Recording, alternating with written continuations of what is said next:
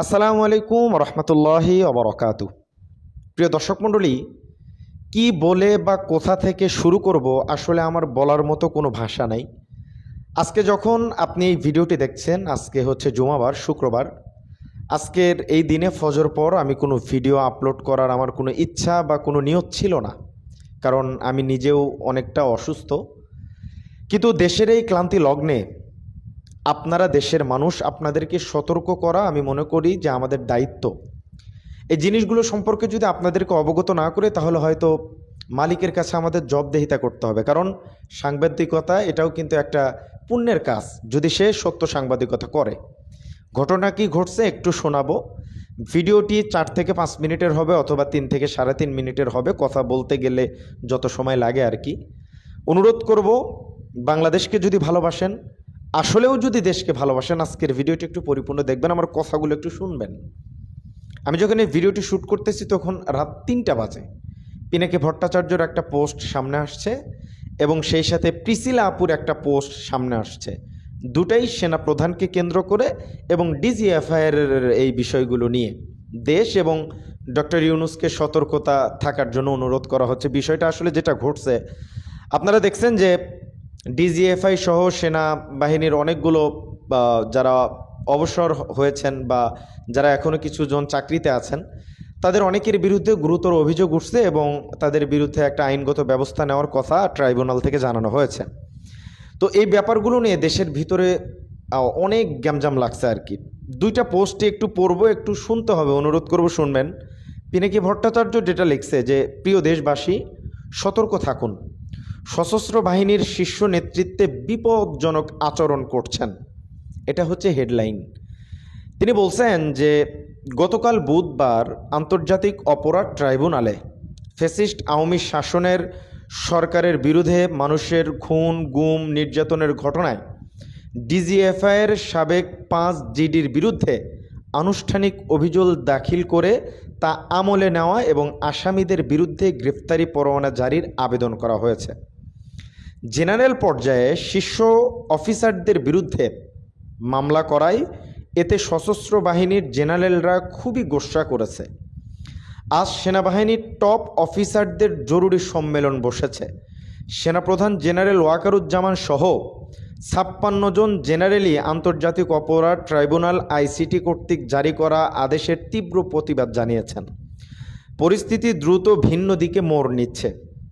প্রাক্তন সেনাপ্রধান ও আর্মিদের হেডকোয়ার্টারে ডাকা হবে বলে জানানো হয়েছে।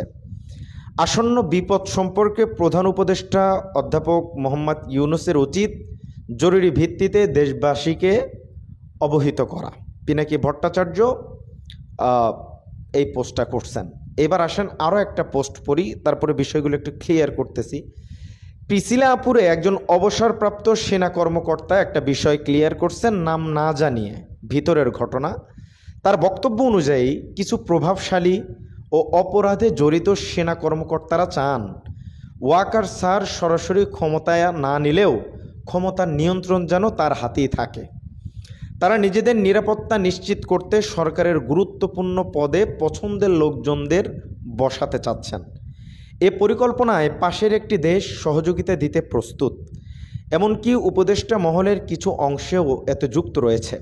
ওয়াকার স্যার নিজেও এ নিয়ে উদ্বিগ্ন, কিন্তু মাঝারি ও নিম্ন পর্যায়ের বেশিরভাগ কর্মকর্তা এতে একমত নন।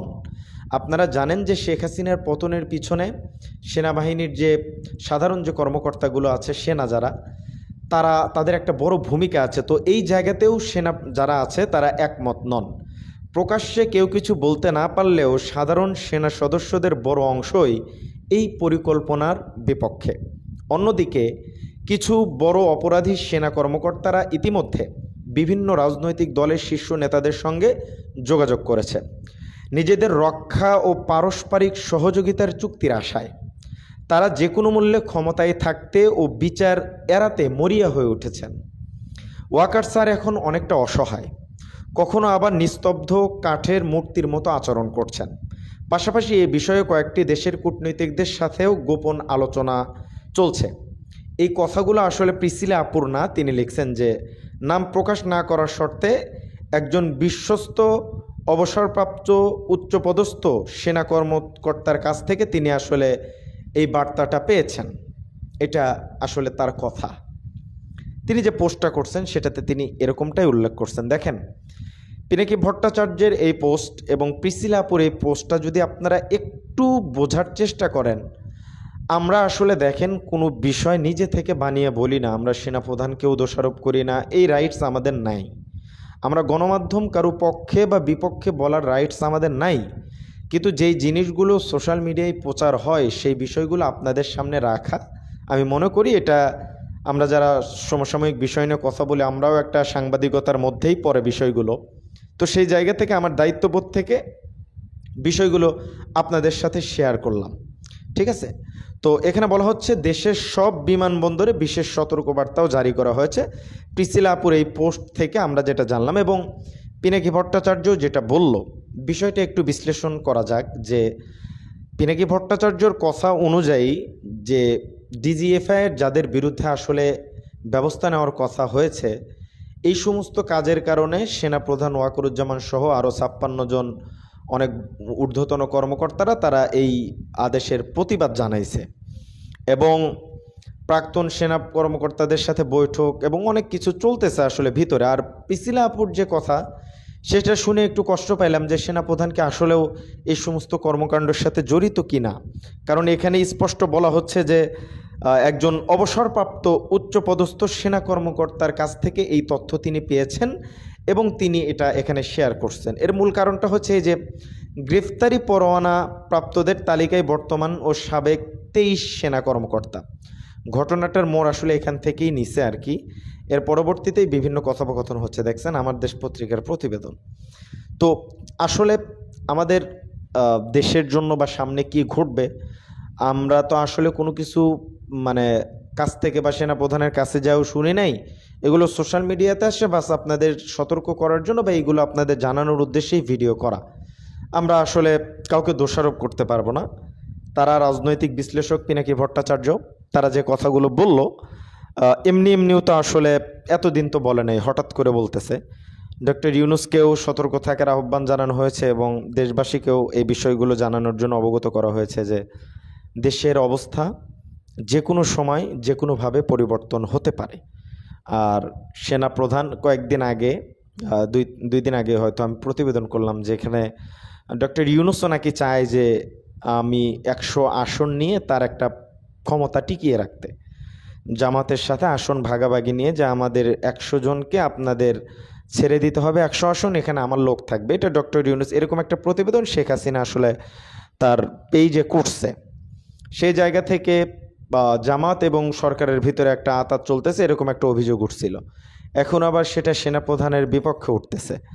আসলে দিন যত গড়াচ্ছে নিউজ তত এদিক সেদিক চলে যাচ্ছে, মানে বলা যাচ্ছে না যে আসলে কোন সময় কি হয়, সেনা শাসন আসলেও কি আসতে চলেছে কিনা বা সেনাপ্রধান আসলেও কি করবে, এটা অনেক ভাবনার বিষয়। তো আমার যেটা জানানোর ছিল আজকের ভিডিওতে আপনাদেরকে আমি জানাইছি, আপনারা যা বুঝে নেওয়ার বুঝে নিন। আমার আসলে এর বাইরে আসলে আমার কিছু বলার নাই বা বলতে চাইলেও বলতে পারবো না। বলবেন ওহাব ভাই এখন তো স্বৈর শাসক নাই, বলতে পারেন ভাই কিছুই হয় নাই, খোলা কথা বলি, আমার মনের কথা, বাক স্বাধীনতা। এখন আরও বলতে পারবেন না, কিছুই বলতে পারবেন না, উপরের নিষেধ আছে। তো সব কথা আমাদের বলা যাবে না, বাস একজন পোস্ট করছে সেই বিষয়গুলো আপনাদের পর্যন্ত পৌঁছালাম। এবং টাইটেল এবং থাম্বনেইলে আমি কি লিখবো বা কি আমি নিজেও জানি না। ভিডিওটি আগে শ্যুট করতে হয়, তারপরে ভিডিও এডিট করতে হয়, তারপরে থাম্বনেইল বানাতে হয়। তো আমি নিজেও জানি না যে আসলে থাম্বনেইলে আমি কি লিখবো। এই দেখেন আমার মাথায় তেল দেওয়া। হ্যাঁ, আমি কাজ করছি, আমি ইউটিউব চ্যানেলের পাশাপাশি আরও কিছু কাজ করি। তো সে কাজ করতে গিয়ে মাথা প্রচণ্ড ব্যথা, আমি ঘুমাবো এমতো অবস্থায় এই জিনিসটা দেখলাম। এই জন্য 3টার সময় আমি এই ভিডিওটি করতেছি। হ্যাঁ 3টা ভিডিওটি করতেছি। তো এরপরে এডিট আছে, তারপর থাম্বনেইল আছে, বানাইতে বানাইতে দেখা যাবে যে 4:30 বেজে যাবে, ফজর পর ঘুমাতে হবে। তো এই হচ্ছে আমার কন্ডিশন, শরীরের অবস্থাও খুব একটা ভালো না। তারপরেও আপনাদের জন্য, আপনাদেরকে নিউজগুলো প্রতিনিয়ত আপডেট দেওয়ার জন্য আসলে এই কষ্টটা করা। আপনারা আশা করছি আমার এই শ্রমকে আপনারা একটু সাপোর্ট করবেন, এই কষ্টকে আপনারা একটু ভালোবাসা দিয়ে সিক্ত করবেন ইনশাআল্লাহ। আজকের ভিডিও পর্যন্তই। সকলে ভালো থাকবেন, সুস্থ থাকবেন। আসসালামু আলাইকুম রহমতুল্লাহি ওয়া বারাকাতুহু।